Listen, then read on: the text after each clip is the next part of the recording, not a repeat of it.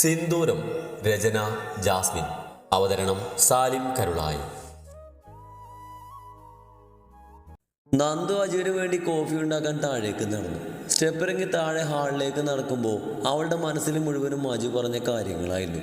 ആ വീട്ടിലുള്ള ഓരോ മുഖങ്ങളും അവളുടെ മനസ്സിലൂടെ മിന്നിമാഞ്ഞു. സ്റ്റെപ്പിറങ്ങി ഹാളിലേക്ക് എത്തിയപ്പോൾ എല്ലാവരും ഇരുന്ന് ഭയങ്കര കളിയും ചിരിയും വർത്താനൊക്കെയാണ്. രാവണി ചിരിച്ച് മറിയുന്നുണ്ട്. മകള് വന്ന സന്തോഷം. നന്ദു എല്ലാവരെയും നോക്കിക്കൊണ്ട് അടുക്കളയിലേക്ക് നടന്നു. അടുക്കളയിൽ സേതുവും വനജേച്ചിയും ഇരിക്കുന്നുണ്ട്. സേതുമ്മേ, എന്താ ഇവിടെ വന്നിരിക്കുന്നത്? അവിടെ പോയി ഇരിക്കായിരുന്നില്ലേ? നന്ദു സേതുമ്മയുടെ കവിളിൽ തലോടിക്കൊണ്ട് സ്നേഹത്തോടെ പറഞ്ഞു. പാവം. ഓ, എന്തിന്? ഞാൻ അവിടെ പോയാൽ ആ അന്തരീക്ഷം തന്നെ മാറും. വെറുതെ എന്തിനാ? നമുക്ക് ഈ അടുക്കള മാത്രം മതി. അവിടെ പോയിരുന്ന ഒരു വർഷം ആലോചിച്ച് കരയേണ്ട വാക്കുകളൊക്കെ കേൾക്കേണ്ടി വരും. വെറുതെ എന്തിനാ അറിഞ്ഞുകൊണ്ട് അതൊക്കെ കേൾക്കാൻ നിൽക്കുന്നത്? സേതമ്മ ചിരിച്ചുകൊണ്ട് തന്നെയാണ് അതൊക്കെ പറഞ്ഞത്. പക്ഷേ അതിന് പിന്നിലെ വേദന അത് നന്ദുവിന് മനസ്സിലായി. അവൾ പിന്നെ ഒന്നും മിണ്ടിയില്ല. അജീവിനിപ്പോൾ കുഴപ്പമൊന്നുമില്ലല്ലോ? ഇപ്പോൾ കുഴപ്പമൊന്നുമില്ല. തല വേദനിക്കുന്നെന്ന് പറഞ്ഞ് ഞാനൊരു കോഫി ഉണ്ടാക്കാൻ വേണ്ടി വന്നതാ. നന്ദു അത് പറഞ്ഞുകൊണ്ട് ഒരു ഗ്ലാസ് പാല് പാത്രത്തിലേക്ക് ഒഴിച്ച് ഗ്യാസിൽ വെച്ച് കോഫി ഉണ്ടാക്കി കപ്പിലേക്ക് ഒഴിച്ച് കയ്യിൽ പിടിക്കാതെ ഒരു ചെറിയ പ്ലേറ്റിൽ അതെടുത്ത് അവളത് കയ്യിലെടുത്ത് മുകളിലേക്ക് പോവാൻ തിരിഞ്ഞതും പെട്ടെന്ന് ആ പ്ലേറ്റിൽ നിന്ന് കോഫി കപ്പ് ആരോ എടുത്തു. നന്ദു പെട്ടെന്ന് മുഖം പോയിട്ട് നോക്കിയതും കണ്ടത് ആ കോഫി കപ്പ് കയ്യിൽ പിടിച്ചുകൊണ്ട് നിൽക്കുന്ന രാധികയാണ്. നന്ദവരെ മൊത്തത്തിലൊന്ന് നോക്കി ഒരു പൂജച്ചിരിയോടെ അവളെ തന്നെ നോക്കി നിൽക്കുവാണ്. എനിക്ക് ഭയങ്കര തലവേദന. ഒരു കോഫി കിട്ടുമോ എന്ന് ചോദിക്കാൻ വേണ്ടി അടുക്കളയിലേക്ക് വന്നതാ. എൻ്റെ മനസ്സറിഞ്ഞ പോലെ തന്നെ നീ ഉണ്ടാക്കി കയ്യിൽ തന്നലോട് പെണ്ണേ. രാധിക ചിരിയോടെ പറയുമ്പോൾ നന്ദു പല്ല് കടിച്ചുകൊണ്ട് അവരെ നോക്കി. അവർക്കറിയാം അത് അവർക്ക് വേണ്ടി ഉണ്ടാക്കിയതല്ലെന്ന്. എന്നിട്ട് വെറുതെ ഒരു പ്രശ്നത്തിന് വരുവാണ്. നിങ്ങൾക്ക് വേണമെങ്കിൽ നിങ്ങളിട്ട് കുടിക്കണം. ഇത് ഞാൻ എൻ്റെ ഭർത്താവിന് വേണ്ടി ഉണ്ടാക്കിയതാ. അതുകൊണ്ട് ഇത് ഞാൻ തരില്ല. അത്രയും പറഞ്ഞുകൊണ്ട് നന്ദു ആ കപ്പ് വാങ്ങാൻ കൈ ഉയർത്തിയതും അവരത് മാറ്റി പിടിച്ചു.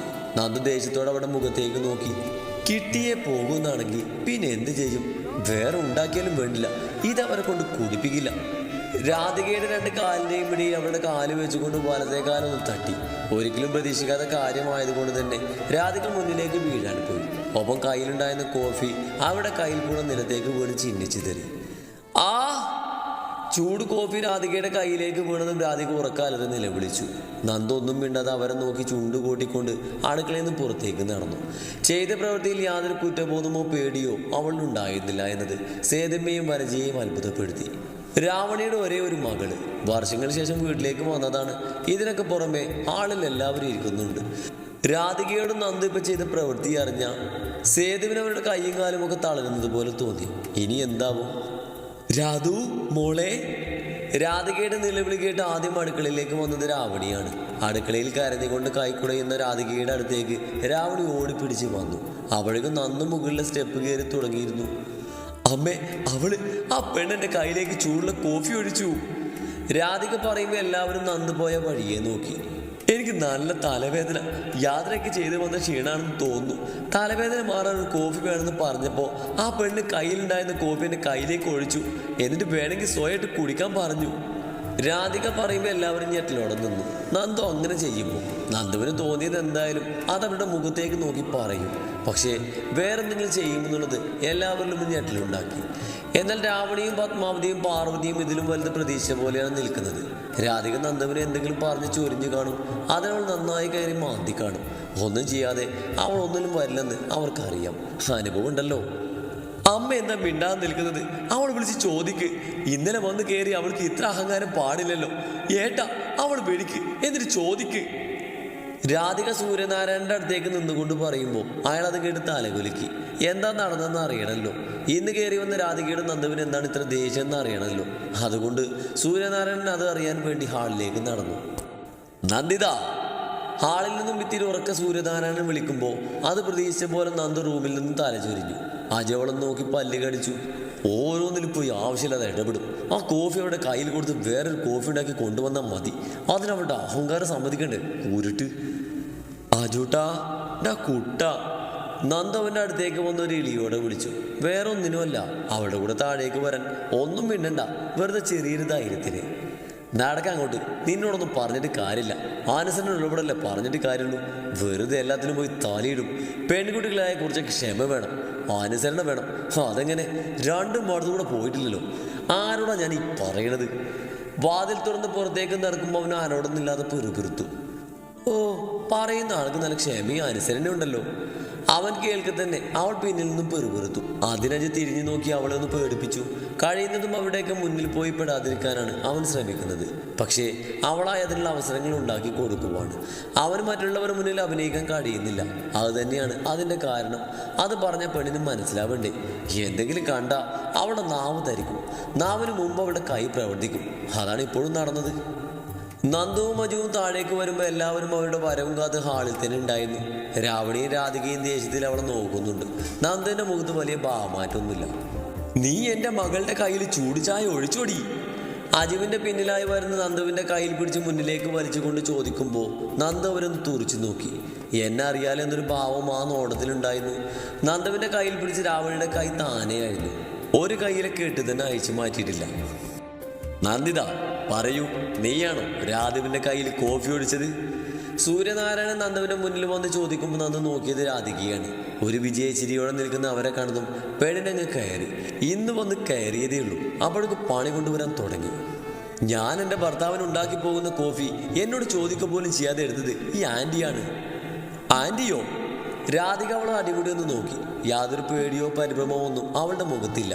ഒരു നിസ്സാര ഭാവമാണ്. സേതുമ്മയും അനുജേച്ചിയും അടുക്കളയിൽ ഉണ്ടായിരുന്നു. അവനോട് ചോദിക്കാം. സേതുമ്മേ, എൻ്റെ കയ്യിൽ നിന്ന് ചോദിക്കുക പോലും ചെയ്യാതെ വാങ്ങിയത് ഇവരല്ലേ? സേതുമ്മ കണ്ടില്ലേ? സേതുമ്മയെ നോക്കി നന്ദു ചോദിക്കുമ്പോൾ സേതുമ്മ നോക്കിയത് ദത്തനെയാണ്. അയാൾ സേതുവിനെ കണ്ണു ചുരുക്കി നോക്കി. നന്ദു ചുണ്ടു ചുളുക്കി.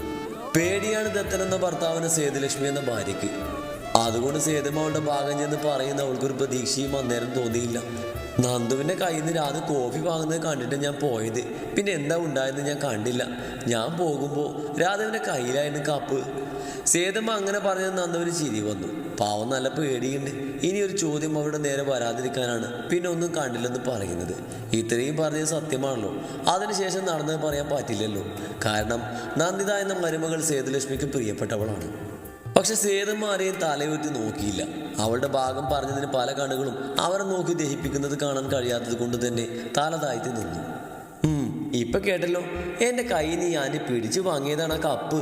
ആ നേരം ഞാനൊന്ന് വാങ്ങാൻ ശ്രമിച്ചപ്പോൾ അതവിടെ കയ്യിൽ കൂടെ തന്നെ വീണു. അതിന് ഞാനെങ്ങനെ കാരണക്കാരിയാകും? നന്ദു പിരികം പോക്കി. എന്നോടാ കളി. നിങ്ങൾ എന്നേക്കാൾ കൂടുതൽ ഓണം ഉണ്ട് കാണും. പക്ഷേ ഞാനുണ്ട് ഓണം വയറ് നിറച്ചുകൊണ്ടിട്ടുണ്ട്. അല്ല പിന്നെ നീ എൻ്റെ കാലിൽ ചവിട്ടിയപ്പോഴല്ലടി എൻ്റെ കയ്യിൽ നിന്ന് ആ കപ്പ് താഴെ വീഴാൻ പോയത്. രാധയ്ക്ക് വിടാൻ ഉദ്ദേശമില്ല. എന്ത് പറഞ്ഞിട്ടും ചെയ്തിട്ടും കാര്യമില്ല. അവൾ ചെയ്തതിന് അവൾക്കൊരു പണി. അത് കൊടുത്തിരിക്കുന്ന ഉറപ്പിച്ച ഭാവം തന്നെയായിരുന്നു അവളുടെ മുഖത്ത്. ഞാനെന്തിനാ നിങ്ങളുടെ കാലിൽ ചവിട്ടുന്നത്? എൻ്റെ ഭർത്താവിന് ഒരു കപ്പ് കോഫി കൂടി ഇട്ട് കൊടുക്കാൻ എനിക്കൊരു ബുദ്ധിമുട്ടുമില്ല. പക്ഷേ നിങ്ങളൊരു മര്യാദയില്ലാതെ എൻ്റെ ആ കപ്പ് കയ്യിൽ നിന്ന് വാങ്ങിയപ്പോൾ ഞാനത് ചോദ്യം ചെയ്തു. അതിന് സ്വന്തം ശരീരത്തിൽ വേദനിപ്പിച്ചുകൊണ്ട് എന്നോട് പ്രതികാരം ചോദിക്കുമെന്ന് ഞാൻ കരുതിയില്ല. നന്ദു ദയനീയതയോടെ സങ്കടം മുഖത്ത് വാരി വലിച്ചു കയറ്റിക്കൊണ്ട് പറയുമ്പോൾ അജീവന് ചിരി വന്നു. ഇങ്ങനെയൊക്കെ അഭിനയിക്കാൻ എങ്ങനെ കഴിയുന്നു? ഡയലോഗൊന്നുമില്ലാതെ പാവം പോലെ നിൽക്കാൻ മറ്റുള്ളവർ കിടന്ന് മറിയുന്നു. അപ്പോഴല്ലേ അവളുടെ ഓസ്കാർ വില്ലും അഭിനയം. അതല്ല, എനിക്കിപ്പോഴും മനസ്സിലാവാത്ത കാര്യം, ഇന്ന് വന്ന ആൻറ്റിക്ക് എന്നോട് എന്തിനത്ര ദേഷ്യം? എനിക്കതാ മനസ്സിലാവാത്തത്. ഞാൻ എന്ത് തെറ്റ് ചെയ്തിട്ടാ? ശ്രീധരനില്ലാതെ ഞാൻ ഈ വീട്ടിലേക്ക് കയറി വന്നതുകൊണ്ട് മുത്തശ്ശിക്ക് എന്നോടൊരു ഇഷ്ടക്കുറവുണ്ട്. മുത്തശ്ശി അത് ആൻറ്റിക്ക് പകർന്നു കൊടുത്തല്ലേ? വേണ്ടിയിരുന്നില്ല മുത്തശ്ശി, ഇത് വേണ്ടിയിരുന്നില്ല. എന്നെങ്ങനെ ദ്രോഹിക്കരുത്. അയ്യേ, കുറച്ച് ഓവറായില്ലേ? മനസ്സിൽ കരുതാത്ത ചില വാക്കുകൾ നാവിൽ വന്നുപോയി. അവൾ അജീബിനെ നോക്കി. അവൻ്റെ മുഖഭാവത്തിൽ നിന്ന് തന്നെ അവൾ കുറച്ച് ഓവറാക്കിയ പോലെയുണ്ട്. അല്ലെങ്കിലും നീ ഇത്തിരി ഓവറാ. നന്ദു അജീബിൻ്റെ മുഖത്തിൽ നിന്ന് ആ വാക്കുകൾ വായിച്ചെടുത്തു. നന്ദു പല്ല് കടിച്ചു. നിർത്തടി, നീ ഇപ്പം എന്താ ഈ പറഞ്ഞു വരുന്നത്? ഞാൻ മനഃപൂർവ്വം നിന്നെ മോശക്കാരിയാക്കാൻ എൻ്റെ ദേഹത്തോട് തന്നെ ചായ ഒഴിച്ചെന്നു. അങ്ങനെയാണോ? അതിലെൻ്റെ എത്ര സംശയം? അങ്ങനെ തന്നെയല്ലേ? നന്ദു വിട്ടുകൊടുത്തില്ല, കൊടുക്കില്ല. രാധിക നന്ദുവിൻ്റെ അടുത്തേക്ക് വന്ന് അവളുടെ മുന്നിൽ നിന്നു. നന്ദുവരൊന്ന് കണ്ണു ചുരുക്കി നോക്കി. നിനക്കെന്നെ ശരിക്കും അറിയില്ല. അത് ആൻറ്റി പറഞ്ഞത് ശരിയാ, എനിക്ക് ആൻറ്റിയെ അറിയില്ല. അതുപോലെ ആൻറ്റിക്ക് എന്നെയും അറിയില്ല. ഒരു കൂസലില്ലാതെ രാധികയെ നോക്കി പറഞ്ഞ ശേഷം അവൾ സൂര്യനാരായണൻ്റെ മുന്നിൽ പോയി നിന്നു. ഞാൻ വല്ല തെറ്റും ചെയ്താൽ ഏറ്റു പറയുന്ന യാതൊരു മടിയും കാണിക്കാത്തവളാണ്. അതുപോലെ ചെയ്യാത്ത തെറ്റ് ഞാൻ ഏറ്റെടുക്കില്ല. ഇപ്പോഴും ഞാൻ പറയുന്നു, ഞാൻ തെറ്റൊന്നും ചെയ്തിട്ടില്ല. നന്ദ അവൾ പറഞ്ഞ വാക്കിൽ തന്നെ ഉറച്ചു നിന്നു. അജു മനസ്സിലാവാതെ അവളെ നോക്കി. റൂമിൽ നിന്നും വരുമ്പോൾ അവൻ പ്രതീക്ഷിച്ചതൊന്നുമല്ല. ചെയ്തത് എന്തായാലും അവൾ തുറന്നു പറയുന്നത് തന്നെയാണ്. പക്ഷെ അതുണ്ടായില്ലെന്ന് മാത്രമല്ല, തകർപ്പൻ അഭിനയവും കാഴ്ചവെച്ചു. സൂര്യനാരായണൻ അവൾ പറഞ്ഞത് വിശ്വസിച്ചത് കൊണ്ടാകും ഒന്നും മിണ്ടാതെ നിന്നത്. നന്ദു എല്ലാവരെയും നോക്കിക്കൊണ്ട് അജുവിൻ്റെ അടുത്തേക്ക് നടന്നു. അജൂട്ടാ, നന്ദു വിളിച്ചതും അവൻ്റെ 2 കവിളിലെയും എല്ല് പുറത്തേക്ക് എടുത്ത് കാണിച്ചു. ചെക്കൻ പല്ല് കടിച്ചതാണ്. അവൻ്റെ ആ ഭാവം കണ്ടപ്പോഴാണ് അജുവേട്ട എന്നല്ല വിളിച്ചതെന്ന് പെണ്ണ് ഓർത്തത്. അറിയാതെ വന്നു പോകുവാണ്. അവന് വയ്യാതിരുന്ന സമയത്ത് എല്ലാവരുടെയും മുന്നിൽ നിന്ന് അജുവേട്ട എന്ന് വിളിച്ചിരുന്നവളാണ് ഇപ്പം ഇങ്ങനെ വിളിക്കുന്നത്. അതോ അറിയാതെയാണാവോ, അത് അറിഞ്ഞുകൊണ്ടാണാവോ? തലവേദന മാറിയോ? നമുക്ക് പിന്നെ കോഫി കുടിക്കാട്ടോ. ദേ ഈ അപ്പച്ചി ആ കോഫി തട്ടിക്കളഞ്ഞു. രാധികയെ നോക്കി അജുവിനോടൊരു പരാതി പോലെ അവൾ പറഞ്ഞു. അജു ഒന്നും മിണ്ടാതെ നിന്നു. ഒപ്പം രാധികയെ ഒന്ന് നോക്കി. പാവം പിടിച്ച നോട്ടം. അത് അഭിനയിച്ചതല്ല. ആ സ്ത്രീയുടെ അവസ്ഥ കണ്ട് ശരിക്കും അവന് പാവം തോന്നിയത് തന്നെയാണ്. വന്ന അന്ന് തന്നെ നാണം കെട്ടില്ലേ? വാ, നമുക്ക് കുറച്ചു നേരം കിടക്കാം. ഈ ക്ഷീണമൊക്കെ ഒന്ന് മാറട്ടെ. നന്ദു അജുവിൻ്റെ കയ്യിൽ പിടിച്ച് സ്റ്റെപ്പ് കയറി. എല്ലാവരും അവർ പോകുന്നത് നോക്കി നിന്നു. രാധു, ആ കുട്ടി ഒരു പാവാണ്. അജുവിനെ മാത്രം നോക്കി ഈ വീട്ടിലൊരു മൂലക്ക് ഒതുങ്ങി ജീവിക്കുന്നവള്. അതിൻ്റെ പാട്ടിന് വിട്ടേക്കേ. ദത്തനാണ് അങ്ങനെ പറഞ്ഞത്. അതെല്ലാവരെയും ഒന്ന് ഞെട്ടിപ്പിച്ചു. ദത്തൻ പിന്നെ അവിടെ നിന്നില്ല, റൂമിലേക്ക് നടന്നു. പോകുന്ന പോകിൽ സേതുമ്മയൊന്ന് നോക്കി. കൂടെ വരാൻ പറഞ്ഞതാണെന്ന് മനസ്സിലായതും സേതുമ്മ പതിയെ പിന്നാലെ നടന്നു. ദത്തൻ റൂമിലേക്ക് കയറിയതിന് പിന്നാലെ സേതുമ്മയും കയറി വാതിലടിച്ച് ലോക്കാക്കി. സേതു പേടിയോടെ മുന്നോട്ട് നടന്നു. വാ. ദത്തൻ ബെഡിലിരുന്ന് കൊണ്ട് വിളിച്ചതും സേതു പതിയെ മുന്നോട്ട് നടന്നു. തല ഉയർത്താതെ പേടിയോടെ നിൽക്കുന്ന സേതുവിനെ ദത്തൻ കൊതിയോടെ നോക്കി. എന്തിനാ അവളുടെ ഭാഗം പറഞ്ഞത്? ഗൗരവത്തോടെയുള്ള ശബ്ദം ചെവിയിൽ പാഞ്ഞതും സേതുവിൻ്റെ ശരീരം ഒന്ന് വിറച്ചു. നന്ദുവിൻ്റെ ഭാഗം പറഞ്ഞതല്ല, എൻ്റെ കണ്ണിൽ കണ്ടതാ പറഞ്ഞത്. പതിയവർ മറുപടി കൊടുത്തു. ദത്തൻ സേതുവിൻ്റെ വലത്തെ കയ്യിൽ പിടിച്ച് മുന്നിലേക്ക് വലിച്ചു. ആ! സേതു വലിയ വായിലൊന്ന് നിലവിളിച്ചു. ദത്തൻ പെട്ടെന്ന് സേതുവിൻ്റെ കയ്യിൽ പിടിച്ച കയ്യിലെ പിടിവിട്ടു. സേതുവിൻ്റെ കണ്ണുകൾ നിറഞ്ഞൊഴുകി. ദത്തൻ അതിൻ്റെ കാരണം അറിയാതെ ബെഡിൽ നിന്ന് എഴുന്നേറ്റു. സേതു, എന്താ? എന്തു പറ്റി? വേദനിച്ചു ദത്തേട്ടാ. എവിടെ? കരഞ്ഞുകൊണ്ട് സേതുമ്മ പറയുമ്പോൾ ദത്തൻ ആശങ്കയോടെ ചോദിച്ചു. ഇതിനു മുമ്പ് സേതു കരഞ്ഞിട്ടുണ്ട്, വേദനിച്ചിട്ടുണ്ട്. പക്ഷേ അന്നൊന്നും തോന്നാത്ത വേദന ആ നിമിഷം ദത്തന് തോന്നി. ആ കണ്ണുനീർ അയാളെ വേദനിപ്പിക്കുന്നത് പോലെ. സേതു വലത്തേക്കായി ചെറുതായി നിവർത്തി. ഉള്ളൻകായി പൊള്ളി തൊലി അടന്ന് കിടക്കുന്നു. ആ കാഴ്ച കണ്ടതും ദത്തൻ കണ്ണു മുറുകെ അടച്ചു പിടിച്ചു. അങ്ങനെയായിട്ടുണ്ട് ആ മുറിവ്. പൊള്ളിയടന്ന മുറിവ്, തൊലിയടന്ന് ഒരു കടുത്ത നിറത്തിൽ. ദത്തൻ അതിലേക്കൊന്ന് നോക്കിയുള്ളൂ. പിന്നെ നോട്ടം സേതുമ്മയുടെ മുഖത്തേക്കായി ആ മുറിവിലേക്ക് ഊതിക്കൊണ്ട് കരയുവാണ്. ദത്തൻ പിന്നെ ഒന്നും നോക്കാതെ സേതുവിനെ ബെഡിലിരുത്തി. ഷെൽഫ് തുറന്നൊരു ഓയിൽമെന്റ് കയ്യിലെടുത്ത് കൊണ്ടുവന്ന ശേഷം അവളുടെ മുന്നിൽ മുട്ടുകുത്തിയിരുന്നു.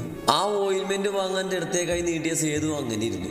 ആ മരുന്ന് കയ്യിൽ തരുമെന്ന് സേതു പ്രതീക്ഷിച്ചത്, പക്ഷെ അത് നടന്നില്ല. നിലത്ത് മുട്ടുകുത്തിയിരുന്ന് ദത്തൻ്റെ കൈ കൊണ്ട് തന്നെ മുറിവിൽ പുരട്ടി കൊടുത്തു. സേതു അത്ഭുതത്തോടെ ദത്തൻ്റെ മുഖത്തേക്ക് നോക്കി.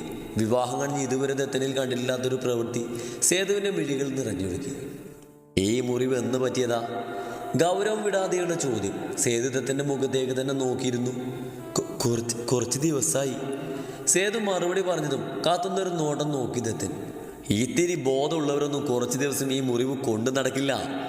ദത്തൻ ദേഷ്യത്തിൽ പറയുമ്പോൾ സേതു ഒന്ന് ചിരിച്ചു. ഇതിലും വലിയ മുറിവുകൾ പേര് ഈ വീട്ടിൽ ഞാൻ കഴിഞ്ഞിട്ടുണ്ട് ദത്തേട്ടാ. അതുകൊണ്ട് എന്നെ സംബന്ധിച്ച് ഇതൊന്നൊരു മുറിവേ അല്ല. ഒരുപാട് അർത്ഥങ്ങളുള്ള വാക്കുകൾ. ദത്തൻ മരുന്ന് മുറിവിൽ പുരട്ടിക്കഴിഞ്ഞ് സേതുവിൻ്റെ മുഖത്തേക്ക് നോക്കി. ദത്തനെ തന്നെ നോക്കിയിരിക്കുവാണ്. ചുണ്ടിൽ മായാത്ത നെരുത്തൊരു ചിരിയുണ്ട്. ആ ചിരിയോടെ തന്നെ ദത്തൻ്റെ അടുത്തേക്ക് ചാഞ്ഞുകൊണ്ട് ആ വിരിഞ്ഞെറ്റിയിൽ പതിഞ്ഞൊരു ചുംബനം നൽകി. മഞ്ഞുപോലെ അത്രമേൽ നനുത്ത ചുംബനം. ദത്തൻ്റെ കണ്ണുകൾ അടഞ്ഞുപോയി. വിവാഹം കഴിഞ്ഞ ആദ്യമായാണ് സേതുവിനെ നിർബന്ധിക്കാതെ, ചോദിക്കാതെ അവരുടെ ഇഷ്ടത്തോടെ ഒരു ചുംബനം ദത്തന് കിട്ടുന്നത്. അത്രമേൽ പ്രിയമോടെ. ഇതാണ് ദത്തേട്ടൻ ഞാൻ ആഗ്രഹിച്ചുള്ളൂ, ഇത്രയും ഞാൻ കൊതിച്ചുള്ളൂ. അത് പറയുമ്പോൾ സേതു കരഞ്ഞു പോയിരുന്നു. ദത്തൻ ഒന്നും മിണ്ടാതെ സേതുവിൻ്റെ മൊടിയിലേക്ക് തലവെച്ചുകൊണ്ട് അങ്ങനെ തന്നെ ഇരുന്നു. ദത്തെല്ലാം മാറ്റത്ത് സേതുവിന് മനസ്സിലായി. അയാളിലെ ഒരു നോട്ടത്തിന് പിന്നിലെ കാരണം പോലും അത്ര വ്യക്തമായി അറിയാവുന്ന, മനസ്സിലാക്കുന്ന സേതുവിന് അത് മനസ്സിലാക്കാൻ ഒരു ബുദ്ധിമുട്ടുണ്ടായിരുന്നില്ല.